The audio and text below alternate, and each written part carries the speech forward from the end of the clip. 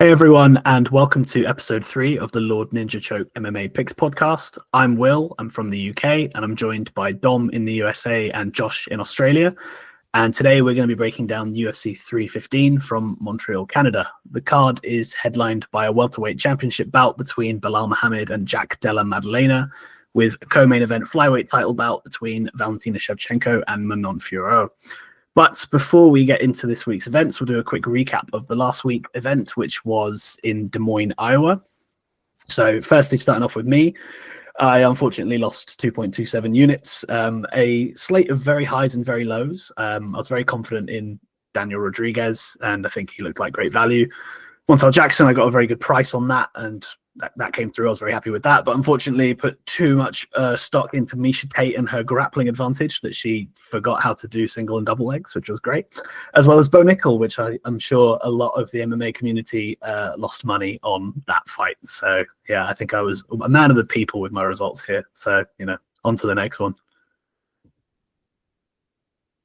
And Dom, if you want to go through your slate. Yeah, I had an okay night, I guess. 18% ROI was lower than the previous two cards, but given the landmines that you just mentioned, I was, very happy not to have come out red, as I'm sure many bettors did. I had red flag on Bo, but it wasn't a popular opinion during the week, so I learned a lesson to be maybe more vocal, but I built up the confidence on the RDR side as the week went on. In hindsight, it's 2020, so I think a lot of people are like, hold on a second, it just didn't make any sense. Like, this guy is an elite athlete with lots of experience in MMA, whereas Bo, hasn't got enough fights, and that really showed. I think I didn't expect it to be like that, the fight to play out that way. I just thought RDR had a real good shot. I was thinking, like, beforehand, I was thinking, like, if Bo was a favorite, because I thought he should be a favorite like everyone else. I wasn't even that. I thought it was like 50-50, and the odds were like, way beyond that. So yeah, I did make some bad plays. Well, not bad plays, but I thought Jones would finish that fight, and I should have known Jeremy Stevens is so tough. And I was on Montel Jackson by round 3 or decision, and I went for the TKO as well. So I think prop hunting, yeah, I've never been a big fan of it. I may just go back to playing money lines and parlays. Let's take a look at Josh's plays. I mean, as is tradition, I don't really show any bet MMA stuff. I'm more topology focused. All of my locks landed. I'm happy about that, although not too happy about the whole not methods or not rounds landing, which is fine. In terms of those nasty red X's, I hate those, and I was mostly surprised by Nickel. Really, like, Bo Nickel's loss was like terrible. He looked bad. I mean, for a all-American wrestler who was going to dominate the whole, weight class, and he got smashed by a guy that was coming in after 2 wins or by submission. So yeah, I mean, outside of that, all of those other losses on my predictions, I don't mind. I mean, the variance is there, so yeah. All right, so as is customary, we're going to go through 3 particular fights that we've picked out on this card, and I believe they are actually the top 3 fights on the billing. So we've got the main event between Muhammad and Della Maddalena, the flyweight bout between Valentina Shevchenko and Manon Fiérot, as well as Jose Aldo versus Aiemann Zahabi. So do you guys have any views on the card as a whole, looking at it in its full, top to bottom? Yeah, I think this card is looking really good. I really like a lot of the matchups. I like that it's not full of chalk. There's definitely some close fights, some tasty underdogs that we're not going to talk about, but maybe if we have time we can get to it, because I think when we get to our bets we can see that we've all honed in on underdogs. That all 3 of us have different underdogs outside of the talking about the top 3 fights. So we're looking forward to, maybe if we have time, just talking about our underdog picks on the card, because I think that's going to be super interesting. And yeah, I'm really looking forward to this. I've really been enjoying the UFC. I don't know if it's because we're doing the podcast, but I've definitely found new sort of renewed love for UFC. I know some people are hating it at the moment, but every card I'm enjoying it. So I know last week people seemed to say it wasn't a very good card. I thought, to be honest, I was flying at the time of the card last week, so I missed a lot of the fights, but I was there for the prelims, and then I came for the Bo Nickel, obviously. So yeah, for me it was quite exciting. What do you think about this card, Josh? Chaos. That's how I see it. I mean, I've done my write up to the prelims, so I've done all of the prelims, and I have flip flopped almost every single fight. From the Katona Almacan fight to the Mallet Redkey fight. It's just it's so hard to break down because there is nothing really that stands out that can give each fighter an advantage. The only one that I'm kind of interested in would be the Daniel Santos versus Zhong Yong Lee fight. Only because the narrative behind Lee is that his chin's gone, he got destroyed by Hydro Mill, and I just don't see the same thing happening, really. I reckon Santos doesn't have what Emil has, and so I mean, plus the whole, what is it, like 4-inch reach advantage for Lee, the whole natural featherweight compared to a bantamweight coming up in weight. So yeah, this whole card is just not nice. Yeah, I fully agree with you both. I do think this will be summarized by chaos. A lot of the fights from top to bottom I look at, and I think I understand why the favorite is favorite, but I think it's like massively enlarged on the odds. I think a lot of these fights are far more competitive than the numbers show us. So yeah, intrigued to see how the underdog scoring looks by the end of it. I've seen a lot of people saying that if you were to stick a set amount of money on every underdog, you'd come away in profit, and probably agree with that, to be honest. So yeah, should be a fun one. It's always fun when the dog's alive, as long as they're not on the ones I've bet on. So yeah, should be a good fun card top to bottom. So I guess now it's probably time for us to get into the more detailed breakdowns. So we'll pass over to you, Josh, to take a look at the main event. All right, here we go. Here comes some uncoordinated bullshit. I'm going to try and break it down fighter by fighter. So Belal first, JDM second, and then a conclusion. So bear with me. I also have notes, but the notes are discombobulated, as is my kind of style. Anyway, Belal has more experience in the UFC, more experience in 5-round fights or 3-round fights. Any fight that goes to the decision, really, because he has 18 decision wins, which is stupendously large or huge. I don't think that he's going to succeed much against JDM on the feet. I do think that his two-pronged approach of striking and then wrestling is going to be the greatest success factor. Although I do not think that it'll be that easy for Belal to get JDM down. Now, for Belal to keep JDM down, I do believe he has to stay in half guard or 3/4 mount, whatever the wrestlers call it. Only because whenever JDM is being controlled in side control, he's very quick to spin inwards, grab the angle, and just sweep in reverse. So for Belal to have the most success, I reckon he would need to just play the boring game, as Belal sometimes does, and just lay and pray, maybe. That kind of sucks to say because I am a Belal fan. I don't want to boast. Me and Dom spoke about this a week ago, and I was saying, "Oh yeah, Belal follows me on Twitter. That's awesome," But that has nothing to do with my take here. Like maybe a bit, but not really. Anyway, moving on. JDM has always been someone in the spotlight for me. I mean, he's an Australian, which makes me feel biased saying it out loud. But whenever I've watched his fights, from his Dana White Contender Series fight to the Burns fight, he just seems like the most ready fighter to be a champion. Like everything he does is clean. His switch stance throws his opponents off balance. It makes them a bit confused. And the one major factor I see that makes JDM a winner at the end of this, if he wins, I'm not making a decision yet, is his ability to stand back up. And he has shown multiple times already that he can do that. I mean, when he fought Burns, he was so quick to reverse position and stand back up. When he fought, who was it, Angie Lusa in the Dana White Contender Series fight, he was scrambling. He was like a ferret, going crazy. And that's pretty much what we've seen from JDM in terms of counter wrestling. He is just so hard to get a hold of, which is why, going back to my Belal breakdown, I do think Belal needs to stay in half guard or half mount, because any other moment or any other angle change from that mount to side control will give Maddalena too much of a gap to bridge and then sweep or whatever, get out of it, basically.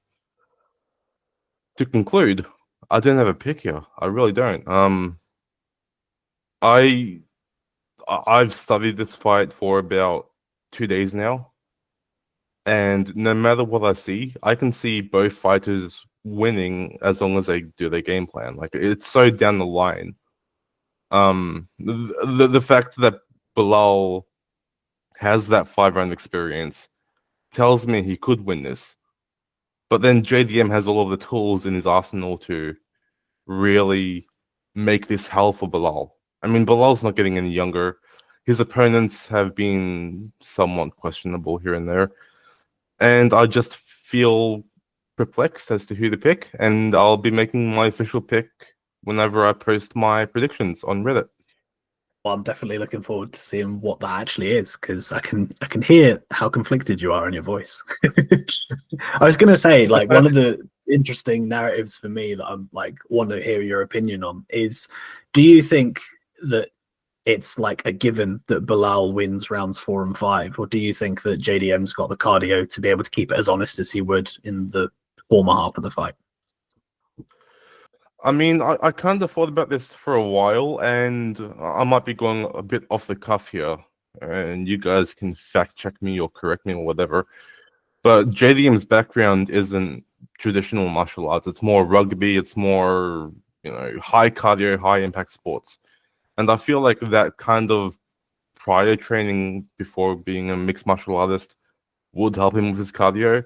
I mean, any time that he fought in a 3-round fight, he looked good. I think outside of his fight against, what was his name, Hafiz or Basil Hafiz. But anyway, that fight was chaos. Anyone's going to get tired after that. So I don't really count that to be a big factor for his cardio. So yeah, I don't think cardio is going to be too unbalanced here. I reckon both of them have the capabilities to win in the later rounds. So yeah, as I said, I'm conflicted. Yeah, I understand that. So Dom, what's your take on this fight as a whole? Yeah, I think that's a very good summary, Josh. And I initially, when I saw this announced, I did think Belal was the side, but I know that he's quite a big favourite now. So I think he's around the -200. And I think like last week when there was a discussion in the Discord about where the value was, I was kind of like, I think the line is probably where it should be, just based upon Belal's 5-round experience. But now, as time's worn on, and I've thought about it, I think actually I do think the value at currently is on JDM. I think you can't really bet Belal at those odds. There's not much point in betting at that, that in that 1.5 range. I think we're probably getting close to where I think the line should be. I think maybe like -150. You might see value on Belal. I just feel like, for me, I don't know whether I would play the money lines personally on this. I think your take's actually pretty good. I think the way to attack this might be with props. I think the big unknown is the cardio, right? So for me, there's just no evidence that JDM can do it in 4 and 5. We saw actually Belal getting a little bit like tired, and Leon coming out on top in the latter rounds. Again, that could be psychological, because Belal had known, I dominate the first 3 rounds, I'm winning this fight, and then that causes you to become complacent, and then he let Leon Edwards on top of him. I think that JDM's very live for the knockout, and I looked at that line to compare it to the money line because that's the maths that I was doing, and JDM is like plus 200 at the money line, and the knockout's seeing at plus 450. So I think that's probably what I'll probably do is probably just take a small bet on JDM knockout, potentially Belal decision, but I think that's chalked. I looked at the props for Belal and I don't see much value. I think 4-5 or decision, which is like my go-to prop, which failed me last week with Corey, of course. So maybe it's not my go-to prop anymore. That's chalked. That's below even money. And I think Belal decision is probably even money. So I don't think that's good value. I think the value here is on JDM. But overall, I'm expecting Belal to do what you said, Josh, lay and pray, make this kind of a boring fight as he always does. And he's got the proven experience to do that. Whereas with JDM, it seems he hasn't really fought anyone with the same grappling pedigree except for Gilbert Burns.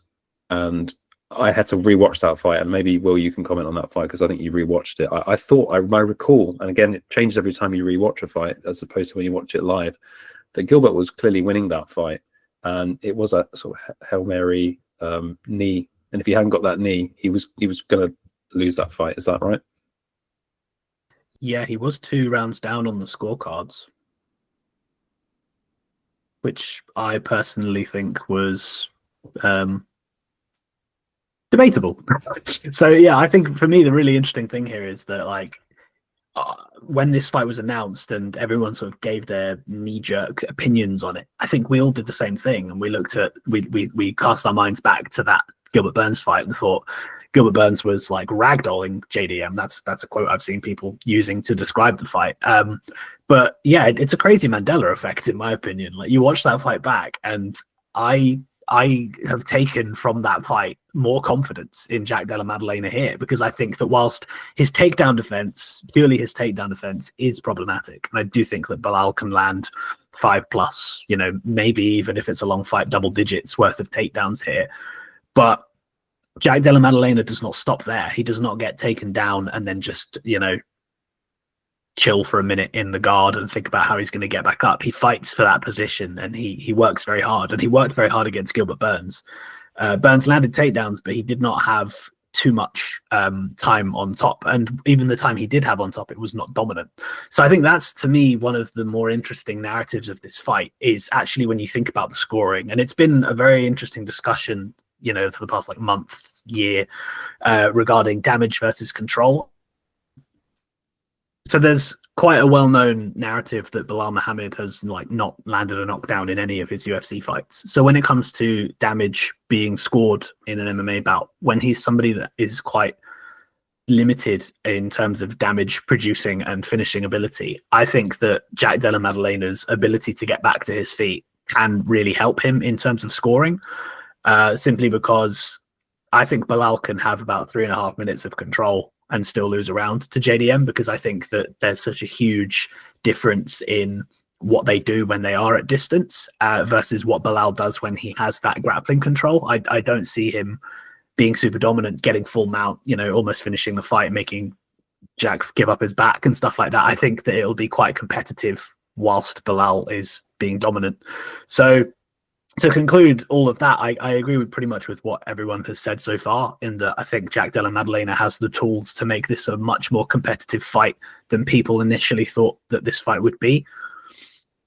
So in terms of a pick, I suppose I'm going to have to be brave and side with Jack Della Maddalena. I understand why Belal is the favorite, but I've just got a sneaky suspicion that we may see a new champion.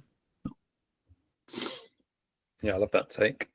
And you've got to be bold sometimes. And I think I need to rewatch the Gilbert Burns fight, because I think that could be like you said, a Mandela effect, and me misremembering how that fight played out. Because if that's the case, that he arguably won those rounds, then but a lot of my thesis for Belal was based upon JDM's sort of weakness on the ground, or perceived weakness. So that's super interesting to hear that you've watched that and felt that way.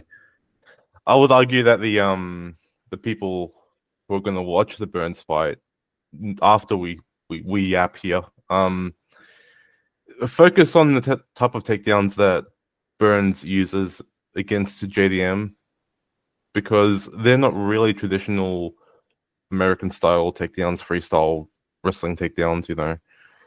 So I do think that because of the grappling takedown aesthetic from Burns, it would have been harder for JDM to defend compared to Belal, who goes for the hips more often, who goes for the body more often. And the one thing I noticed about JDM as well, if I can say, is that he has great hips. Like he's always hard to get attacked at the hips. He sprawls really well.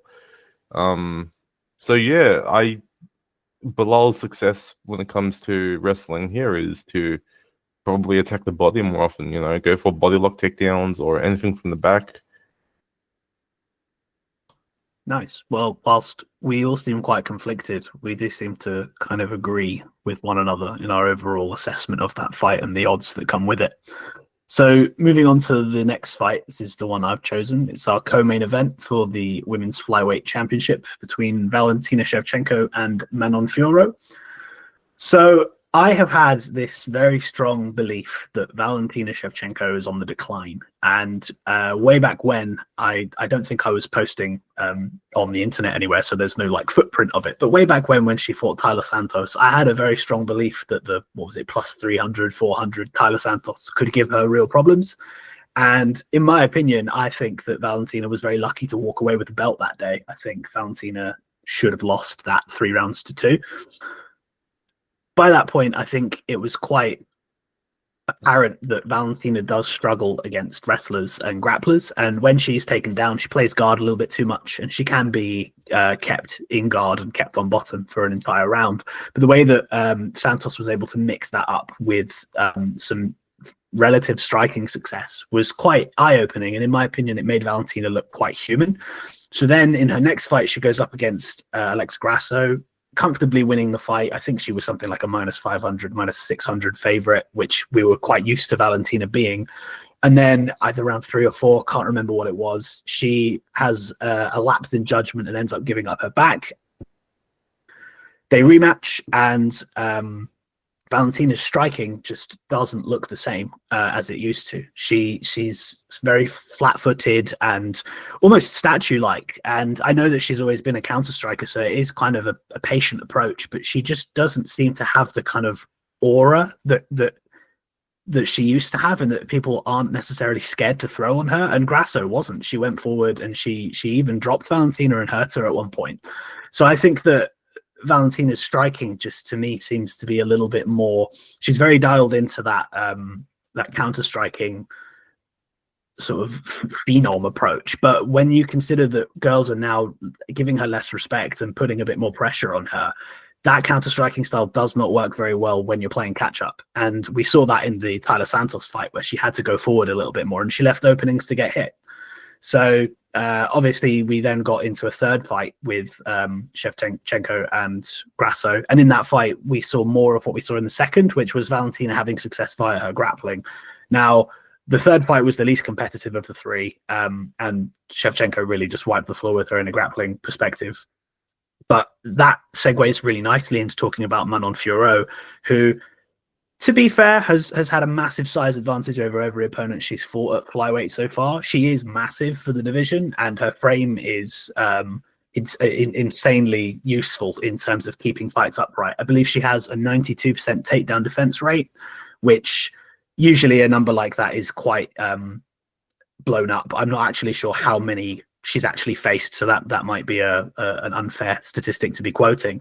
But I do know that she went against Erin Blanchfield for 25 minutes and didn't get taken down. Erin Blanchfield attempted, I think, 3 takedowns there, but it became quite apparent after round 1 that she wasn't going to have any success, because Fiérot's base and her general size in terms of trip takedowns and just body lock related grappling is just so strong that she's able to keep fights standing, turn things around and make it work in her favor. She's very good in the clinch, and she's very happy for fights to go there, which takes us back to Valentina. A lot of Valentina's grappling approach, wrestling approach, comes from hip throws. She attempts the suicide throw, which is, something we all hope we don't see anymore in women's MMA. She attempts doing that every now and again. She's very clinch reliant. She can shoot doubles and singles, and she did hit Grasso with quite a few of them in the third one.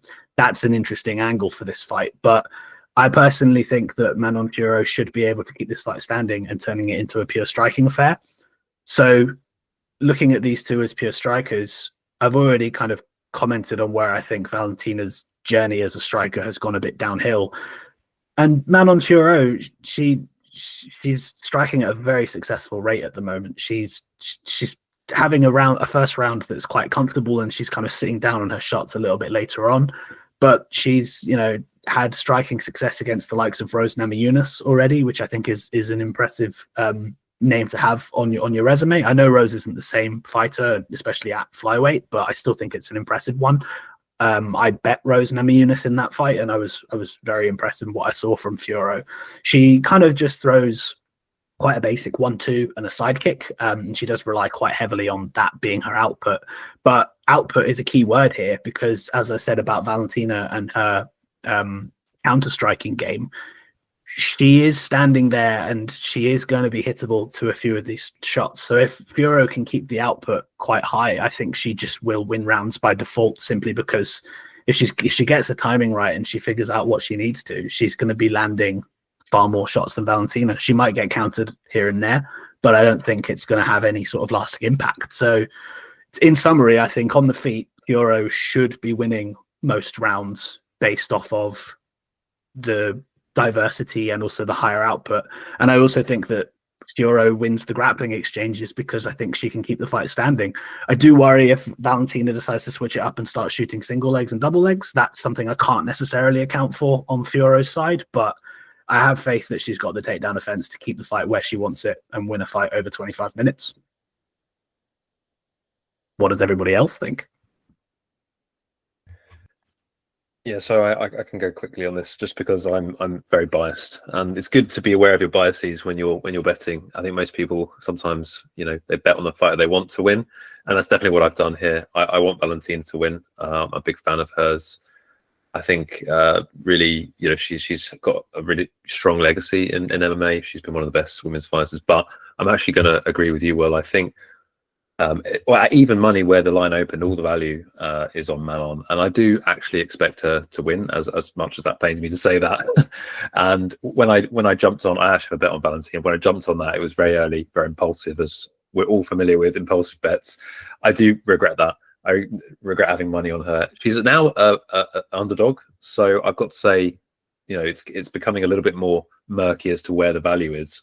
But for me, you already hit upon this. The key things are her Manon's takedown defense, her output, and really, I do want to, I want to like pluck for Valentina a little bit. She has, she has that ability to grapple, and that's that. If she can do that, which is, never been done before, Manon's never been bullied by anyone physically. I guess Valentina is probably one of the most strongest opponents that she's faced, because, Rose looked, as you mentioned, a lot of the opponents look very kind of weak against her. Like Blanchfield didn't look anywhere close to getting a takedown on her. I think the Manon side has been absolutely steamed now. I think she's like minus 180 or something crazy. So at one point she was, and I think money's come back on Valentina. So I'm expecting a closer fight, and I don't think that Manon should be a big favorite, but I can see why. I expect her to be a favorite at close. What do you think, Josh? I mean, look, I'm already picking Shevchenko due to the whole nostalgia factor of her being the women's GOAT and all that stuff. I don't like Fiérot in this fight because I feel like her stats are a bit inflated due to the poor performance from Blanchfield. I mean, whenever Blanchfield will try and enter it or penetrate the range difference to get a takedown, she'll get jabbed in the face, like just a punch in the face. And she'll try that again and again with no change. And I feel like that's making Fiérot look better than she actually is somewhat. I mean, I'm not trying to discount what she's done really well. I mean, I've always been a fan of Fiérot. I've always thought that she would win and make it to the title belt, make it to a title fight. But when it comes to Shevchenko, she has accolades upon accolades, and then Will said that Shevchenko's kind of slowing down a bit. I don't want to disagree harshly here, but I might, because I believe that competition has caught up. It's a matter of competition compared to her own natural decline. And Grasso, as bad as she looked recently, she's still a top competitor. You know, she's still up there. And yeah, I mean, my pick is going to be Shevchenko. I haven't not written that down anywhere, but I'm leaning that side. So yeah, may the best chick win. Well, I love that. You're supporting my bet, and I'm supporting Will's bet despite having money on Valentina. It's all very confusing. Yeah, I did want to comment actually on the Grasso thing, and it was a massive shock, obviously, when she lost to Belal. I don't think anyone was expecting that. There was a round 4 sub, actually. I think Valentina was up 2 rounds to 1. I did think Valentina won the draw as well. I think Valentina, in the sense that she was winning and then she made a mistake in round 5 of the draw. I think she gave up. She went for a takedown or something, low IQ. People do that when they're tired. So I think she was. I was strongly of the belief that she would win the belt back, even though a lot of people were betting Grasso in the 3rd fight. I just, yeah, it was, for me, it was like a Nunes versus Pena again. I just knew that she was a far superior fighter. She just hadn't like demonstrated that. I felt like she had shown some of that in the 2nd fight, that she was superior. But she really showed it in the 3rd fight. So for the slowdown, I think that it's somewhere in between what you guys are saying. Like, I think Valentina has had a long career, taken a lot of damage. She is in slight decline, but competition has got a lot of video to study on her, you know, and they are improving. I don't think, you know, Grasso's, you know, championship material. You know, I think, you know, it's great that she won the belt for her and for her country, but yeah, Valentina's definitely the better fighter out of the two. This one's going to be close. It's going to be interesting. Looking forward to it. So here we have Jose Aldo, the legend, former featherweight champion, taking on relatively unknown Aiemann Zahabi, who's streaking on a 5-fight win streak at the moment. I think I'll start by talking about Zahabi because I think most people who are listening to this will be very familiar with Aldo and his exploits at featherweight and his drop down to bantamweight, but less familiar with Zahabi, who is the brother of the famous trainer Firas Zahabi, who trained GSP, and he's also had a few other proteges out of the TriStar gym, like Rory McDonald, but not so many. GSP is his most famous protege.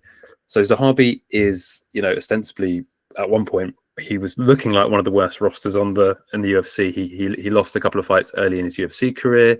He doesn't look very good in his fights. He doesn't look technical. So it's kind of like a DDP thing going on here, where he like, how is he winning fights? Like, he doesn't look effective. His strikes look a bit clunky. His movement's a bit awkward. He's a bit flat-footed. But having looked at his tape, and I have watched some of his fights before anyway, live. I watched the Basharat upset, where he was a huge plus 700 dog at close. And I think maybe I'll talk about that fight first. I think that after round 1, it was looking like Basharat was going to dominate him. He lost the first round on all the judges' scorecards. His line inflated to like plus 1,000, and it was interesting because in round 2, he was losing that round as well. To be honest, I watched the fight and was like, yeah, this is pretty much all one-way traffic. And what happened at the end of round 2 is Zahabi landed a big right hand right at the end of the round, and he stole the round because Basharat kind of slipped as he got hit. So it looked like a knockdown, and often in a close round. So to be clear, the rounds were not like dominant from Basharat, but I just thought he was winning both rounds 1 and 2, and then yeah, the sort of semi knockdown stole round 2. But round 3 was interesting. So Zahabi turned up the pressure, poured it on. He definitely won round 3, but it was still close, as all 3 rounds were. And you could see at the end of the fight, Javid Basharat couldn't believe that he'd lost the fight. He was like, I thought I was 2 rounds up. And obviously you wouldn't know unless you rewatched the fight and saw how it looked optically at the end, like he had been knocked down. So it's really interesting the sort of insights you gain by rewatching the fight, because that was completely different to how I remember it. I just thought it was a very close fight. And when I watched it at the time, I did think Basharat had won, and I did. But on reflection, I can see why Zahabi got given the nod, but it was very, very close. Zahabi's last fight, he fought Munoz. And Munoz is a fighter in decline. He's a legend at bantamweights, fought all of the best fighters. He fought Aldo, and he got beaten soundly by Aldo. And I think for me that is a more telling fight of Zahabi's progression in the bantamweight division, because he controlled the range, he stuck and move, and it was basically the game plan he needs to employ for Aldo. Aldo is so powerful and large at bantamweight. He is, older. He's getting up there in age, so I believe he's 38, and that is old for a bantamweight. But he doesn't seem to be, showing that signs of aging in the ring. He's got fast jab. He's got really tight guard. His boxing is amazing. The only thing that I noticed really is that he doesn't move much. He's very static. He's obviously bouncing in the same spot. He knows he's more powerful than anyone in the bantamweight division. His volume is very low. And so when I was watching his fights, the last two fights against, he fought Martinez and he fought Bautista. His first round is going to be conservative. He's going to be making reads. He's not going to throw much. He's low output, and then he generally starts to pick it up in round 2 and 3. But that can lead him into troubles, as in the Bautista fight, where he ended up getting held up against the cage and accepting that position for a lot of the fight. I thought it was a close fight. I can see why a lot of people were upset that Aldo didn't get given the nod. He lost a split decision, I think. I think that's going to be a big risk. If you're betting Aldo at these odds of -200, it's going to be pretty tense, this fight, because I don't think Aldo is going to throw much in round 1. I think this is a fight that comes down to power versus probably movement and volume. I think the movement and volume is probably going to be on the Zahabi side. I think his game plan is going to be he's going to have to out-volume Aldo. He hasn't got a large body of work suggesting that he can do that, but he hasn't really, in his last 5 fights, shown any issue with trying to implement a game plan that would be similar to that. So he's generally moving quite a lot and throwing quite a lot. And in the Martinez fight, the Aldo Martinez fight, that was in Brazil. It was a very close fight. Again, it was contrary to how I remembered it. Martinez didn't look too bad early on. It was close. Round 1 was very close. Not much output from either fighter. Round 2, there was no really big moment. It was just that Aldo just looked a little bit more solid. Very, very close. Round 3, Aldo dropped Martinez, and I forgot about that. And that's really what Zahabi has to watch out for. It's the power of Aldo. He's so powerful and he's fast. And if you let him, put his combos together, he's going to hurt you. And that's a real risk for Zahabi here is getting caught with a big Aldo jab or right hand. So we'll see how it plays out. But that's largely my take. For where the odds are right now, even though I think Aldo is the side in terms of experience, his size and power advantage, I think that the odds are too wide, given that Zahabi is fighting at home almost in Montreal. He's from down the road in Quebec, but it's largely home for him. He's streaking 5-fight win streak. Confidence is going to be very high. Likely this goes to a decision. Neither of these fighters has many finishes in the UFC. I'm going to take Zahabi for a sort of slightly controversial underdog pick. And what do you guys think about this fight? I'll let Will go first if he wants. Yeah, sure thing. Yeah, I mostly agree with pretty much everything that you've said. It definitely does feel like a game with a lot of question marks. The Zahabi has been a very difficult fighter for me to figure out live in real time, because I think you touched on it earlier on. He was in contention for being the worst fighter on the roster when he made his initial debut. He lost 2 in a row. He was an underdog to Draco Rodriguez, and people don't even know who that is.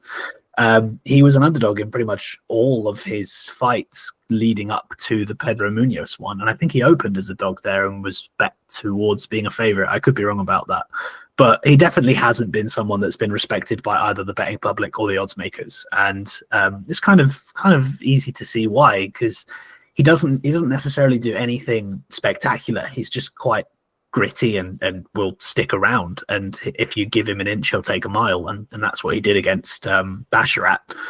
And yeah, he's been defying the odds for such a long time that fighters like him are so hard to predict. And you made the comparison to Dricus du Plessis. He's another very famous example of it. It's when you watch a fighter and you keep thinking they can't keep getting away with this, and they do. Eventually they will come good, and you will realize that they were as good as their record shows them to be. It's not just a fluke. These things don't happen by accident. But in real time, you just can't understand how it's happening. And on the reverse, Jose Aldo is kind of completely the opposite, because we all know him, we all love him. He's a legend of the sport. He's already a Hall of Famer. But in the way that Zahabi's heart and grit makes up for his talent, I think that Jose Aldo's potential lack of it these days shoots himself in the foot, because he is still an elite fighter that could be competing in the top 15 if he wanted to. But when you look at his career and everything that he's doing at the moment, he's already retired. He retired without a retirement fight and then suddenly came back to have a retirement fight, which I believe was the Martinez one. He won that in Brazil. Brilliant. What more do you want? I think it was in Brazil. He goes back and fights another fight against another up-and-comer in Mario Bautista. And in that fight, that third round, I know everyone really hates on Bautista for the way that he approached it. There was a lot of cage pushing, and he didn't really seem like he wanted to actually fight. But at the end of the day, it's Aldo's job to get out of those positions. And I didn't like what I saw from him in the way that he was quite passive and happy to accept these inferior positions, and it cost him. And in all this conversation that, you know, what you've been saying, Dom, about him having low volume and that first round taking it off to sort of like make his reads as opposed to really putting his stamp on the affair, these are just all kind of slightly red flags. And in a 3-round fight, you don't want a fighter who gets off on the wrong foot. You know, I think Petr Yan is a fighter I'm always saying that about. He's not a 3-round fighter. Aldo's not a 3-round fighter either. So whilst on paper and looking at their capabilities, I understand why Jose Aldo is the favorite here, and I think he deserves to be. But I think that he's got all of the asterisks of a bedshitter, for want of a better phrase. So I think that Jose Aldo could be one of those favorites who lets the parlays down.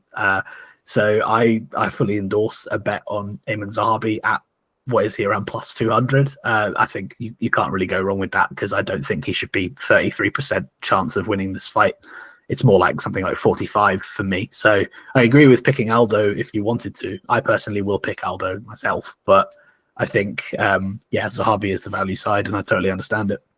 I always compare Zahabi to someone who has a good fight IQ but lacks the athleticism to make that fight IQ look good, which is frustrating. But then on the flip side, Aldo is someone who is recently always playing catch up. Like he always lets the first round go, as you guys have said, and then he starts his volume, his combination sequences. You know, so I mean, I don't have a pick. I haven't really looked into this too much, but I do understand why Dom goes with Zahabi here. But probably personally, maybe once I get to that write-up part, I will be picking Aldo, only because of the damage factor. Like, he is the one that wants to destroy instead of pitter-patter, you know? So personally, maybe I'm going to go with Aldo. I don't know until the day that I write it up, really. That's okay. You don't have to take a side right now. We'll wait to see that you're right up. And yeah, I agree with you. I mean, there's no question in my mind. The power is with Aldo. He rips with nasty intent, and he's going to be very live for a finish, I think, the whole way through the fight, as he always is, except probably round one. And we'll see what game plan Zahabi implements. Right, let's go to our bets. First, Will, take us away. All right, so I've got to address the elephant in the room. If you're looking at that, you'll notice I have 7.5 units on Manon Fiérot. That is an insane number, and I do not endorse putting that much money on Manon Fiérot at whatever the odds. To explain myself, I bet that, like, I think in December, maybe January of this year. And when you have a bet that's almost like a future because it's so far in the distance, I really like the idea of, like, really making it a bet, like an occasion.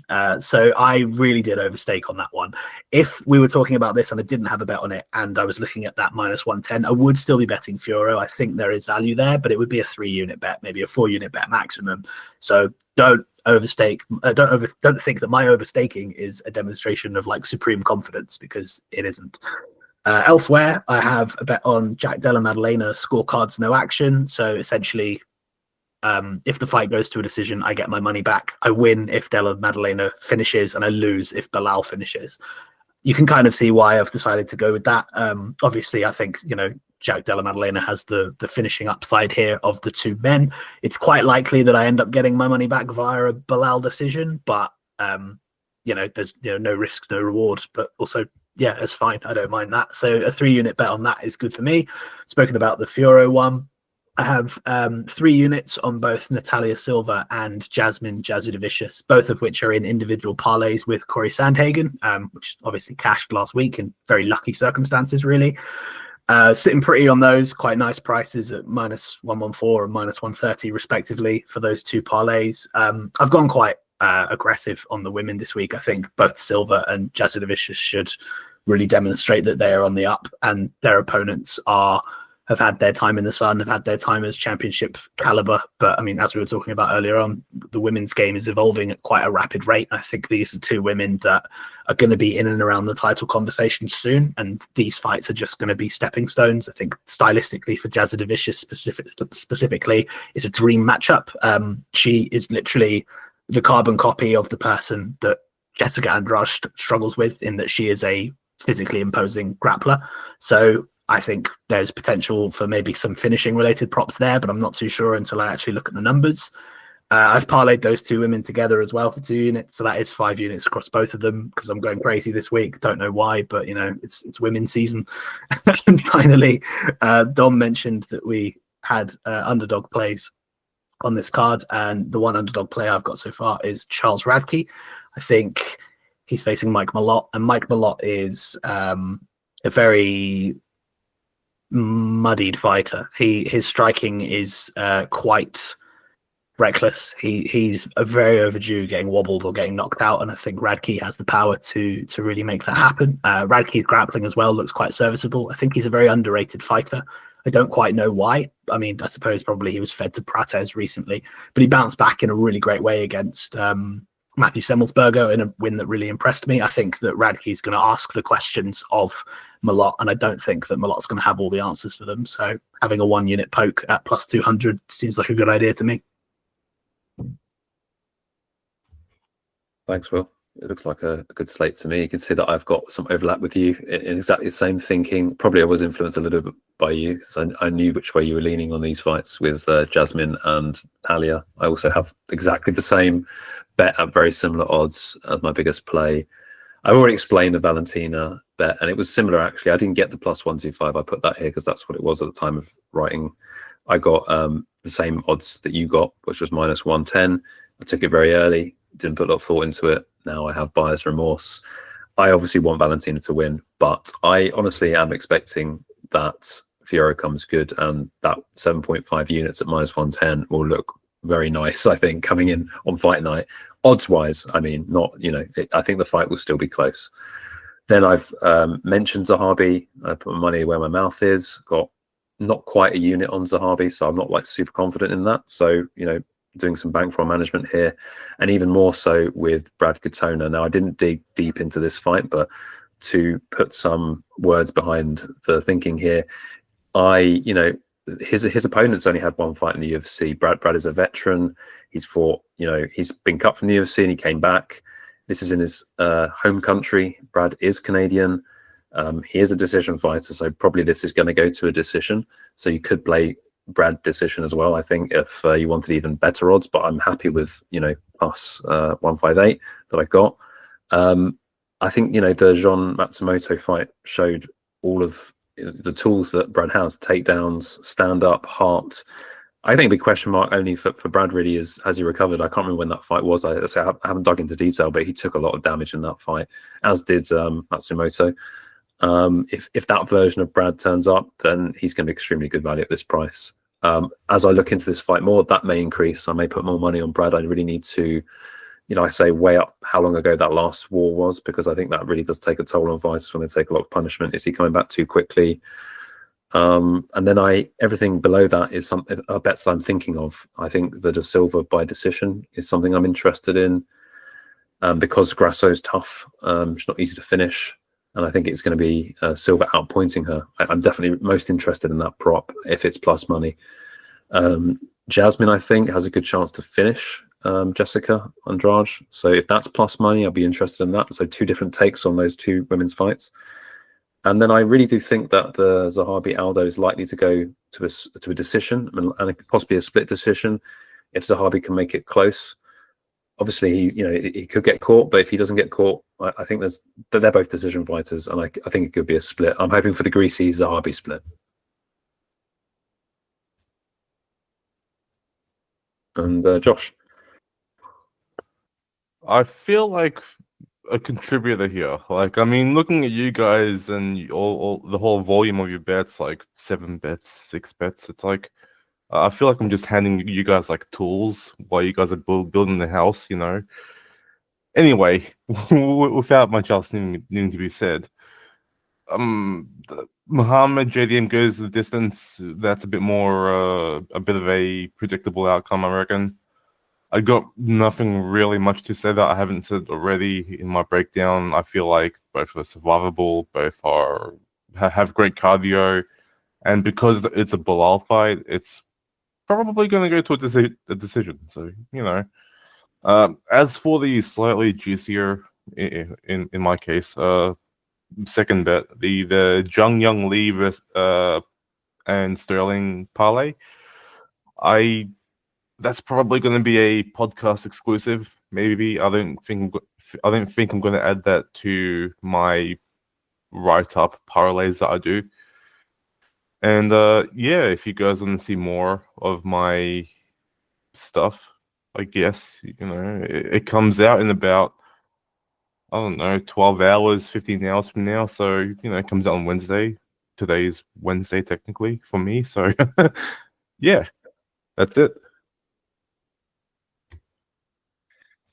Thanks, guys. So we've been through all the core content now. We've been an hour and 15 minutes, so I don't know if you guys have got more time. I do have. I could squeeze out my 15 minutes if you guys want to do the next section. Yeah, I mean, look, it's almost 2 o'clock, but let's go. How about you, Will? Yeah, I can stick around. Okay, so for the first time in the history of the Lord Ninja Choke MMA podcast, we are going to discuss a couple of hot topics, and we'll try and keep this segment in every week if we have time. First question for the group: can Paddy and Tom Aspinall, that's Paddy Pimblett, actually win UFC titles? What do you think, Josh? All right. So Paddy, no, only because the competition he has to face is arguably better than him.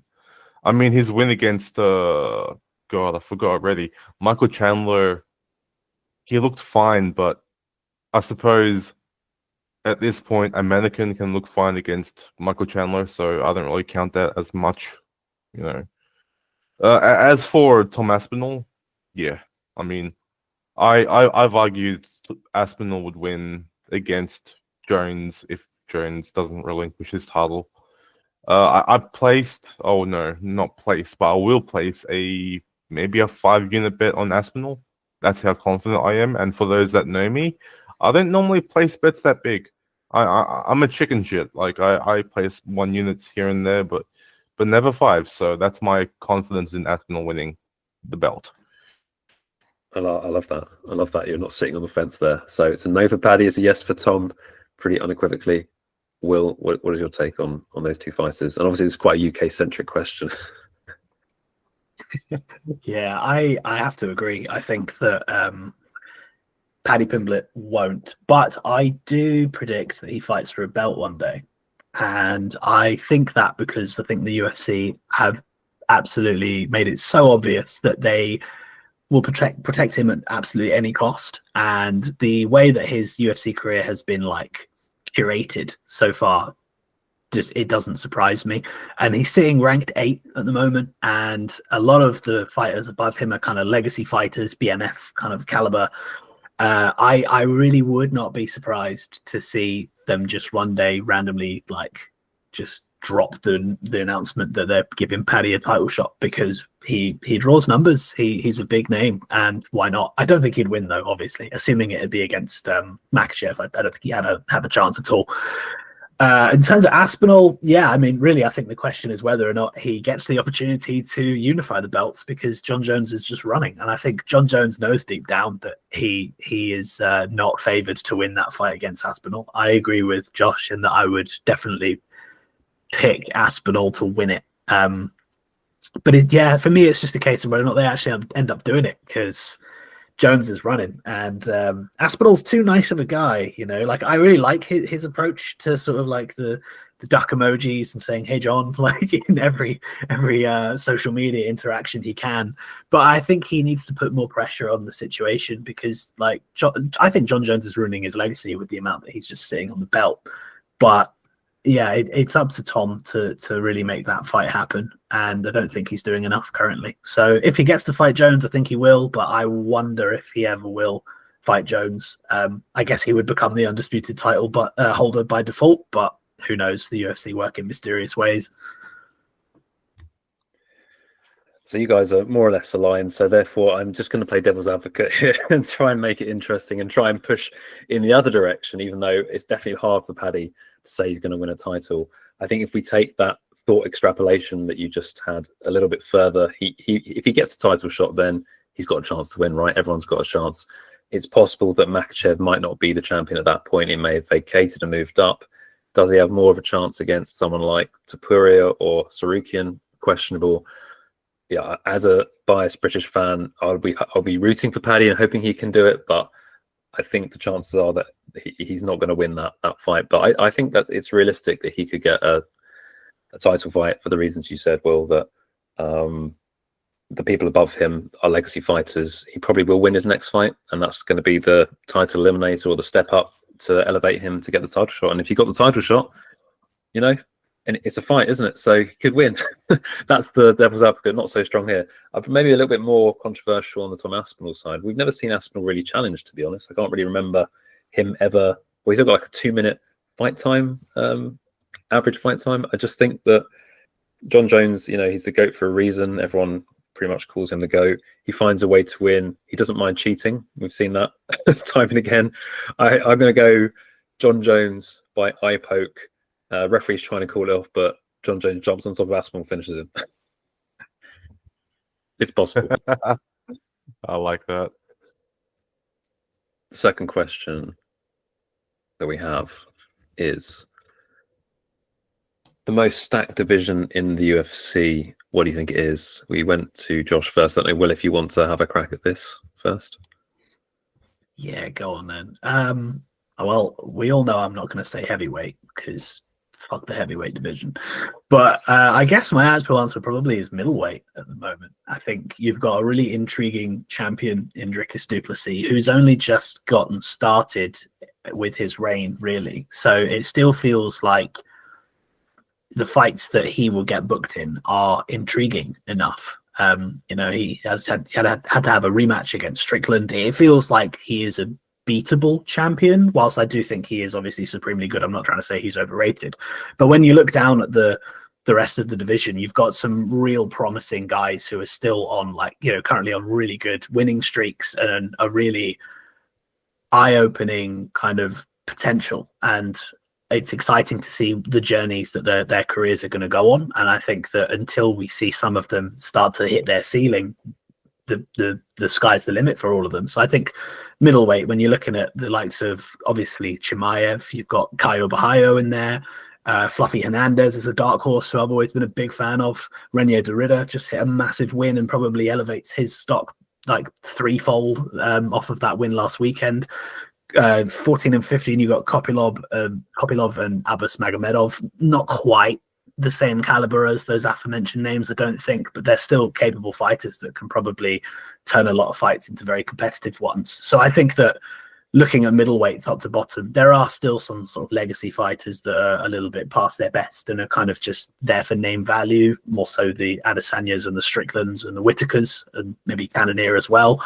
But for me, I look top to bottom at middleweight and I see a lot of really fun potential matchups and a lot of guys who I think could potentially be good enough to hold a belt one day. And the current champion is somebody who will give competitive fights to all of those names. So for me, that's the most stacked division.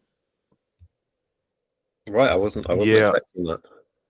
Go ahead, Josh. Yeah, I was gonna say I agree completely with the middleweight pick. Although I might maybe go a bit more deeper into it because I've kind of thought about this for a long time. So as Will said, DDP's an amazing fighter despite his unorthodox style. I mean, he looks clumsy and slippery, and he looks stupid, but he gets the job done. I think I've predicted DDP to win most of his fights correctly, outside of the Whitaker one, because I am a Whitaker fanboy. When it comes down to the whole rankings, though, like, you can tell that it's stacked with like talent. Imavov recently came off against Adesanya. Strickland, despite his really, really silly, repetitive actions, he is still a star in the UFC. He gets the seats sold. He gets, the stupid articles written about him from the Australian government, which I hate. Chimaev is a bit of a controversial one because he's not allowed to fight in the US. So maybe his inability to fight in the US or anywhere else apart from Abu Dhabi, I think, stifles his chance to kind of succeed as fast as we want him to. Adesanya is probably on his way down, admittedly, which sucks, but that's what happens when you kickbox for 20 years and then get punched in the face for another 10 years. Whitaker, as I said, he's my guy. He's an Australian icon, so Borrello, fighting nerds. What more needs to be said? Those guys are mostly invulnerable because practice it looked shit last time. Cannonier, old but still coming off a win, which is still crazy. Dolidze, I'd probably chuck him away if he was a piece of paper. Just rumple him up and chuck him in the bin. And really the rest, I mean, outside of Paulo Costa, who's ranked 12, where the hell is he, Everyone else there has star potential. They're talented. And they just have so many finishes, so many highlights, and, I can't help but love middleweight. Yeah, I think it's an interesting take. I wasn't expecting both of you going off on me again. I'm going to respectfully disagree. I think, Josh and I chatted about this previously, and I think there's a lot of exciting matchups at middleweight. I'm not going to disagree on that. I definitely think the whole thing with DDP, Chimaev, and the decline of Adesanya makes it a super exciting division. But in terms of historically, like, talent stacked, I think most people would agree, like, lightweight has had historically some of the biggest fights outside of heavyweight. I know, ironically, heavyweight obviously always pulls in a lot of pay-per-view buys and so forth, with the DC and the Stipe and the John Jones moving up. But at lightweight, you had the Conor McGregor super fights. And, historically, a lot of top fighters have been in the lightweight division. I think that's not the case anymore. I think that's why it's interesting. So you guys have gone up in weight. I'm going to go down in weight. I think I can't really decide between bantamweight and featherweight, but I just look at those divisions and they're just so stacked, like, all the way through. I mean, down at the bottom of featherweight, you've got Zalal and Nama, who are both coming off wins. Silva, of course, in every division there are legacy fighters, but I think Josh Emmett's not a bad legacy fighter to have as number 10. You've got Sterling, Lerone Murphy, Ortega, Arnold Allen. We saw what Yair Rodriguez did in his last fight. Evloev, Tapuria, Lopez, Holloway, Volkanovski. I think for me, it's close between bantamweight and featherweight. Bantamweight, don't need to say much there. We've got like Sean O'Malley, Peter Yan, Umar. And I guess, it's close because I look at middleweight and I agree with what you guys are saying. Lots and lots of great fighters, but there are some people I would borderline class as bums there. No offense to these fighters, but Abbas Magomedov, I think he's 15. I'm not sure if he is a top 15 fighter or not. I guess we'll find out in his next fight because Pereira didn't really show up in his last fight. Kopylov, yeah, I like Kopylov. Obviously, RDR, we've seen him fight recently. Yeah, Costa, where have you gone? Brendan Allen, he was so promising, but I think he's been exposed a bit. Vittori, again, he's been around a long time. He's not super exciting. I love Anthony Fluffy Hernandez, but Dolidze, I'm not sure Dolidze. He's a warrior, but if he's in your top 10, what does it say about your division, right? Jared's been around a long time. He's very skillful. And then, yeah, upwards, it is a good division. So I think it's close. But for me, I would still go towards the lighter weight classes. That's how I feel about it. That's very fair. I think actually, like, it's interesting the way that we've approached this question, because to me, I look at bantamweight specifically and I see so many names that are very high caliber fighters, but they're fighters that have already been shown to not be the top dog in the division. And so for some reason, I'm kind of like looking at them like they're lesser because I don't expect them to go any higher. Whereas I immediately went to middleweight because I circled out potential in guys who haven't hit their ceiling yet. But I really hear what you're saying, actually. Like, yeah, you can't really break down bantamweight and say that it's not got elite names in it, top to bottom. Whereas, yes, middleweight does have a few bombs in there. So, yeah, maybe you're right. I think it's up for debate, but maybe you're right. Okay, so that brings us to the end of our show today, and we really appreciate everyone for sticking around to the end. If you did stick around to the end and you enjoyed the chat at the end, please let us know in the comments. Any feedback, positive or negative, is always appreciated. Thanks, everyone, and we'll see you in a week.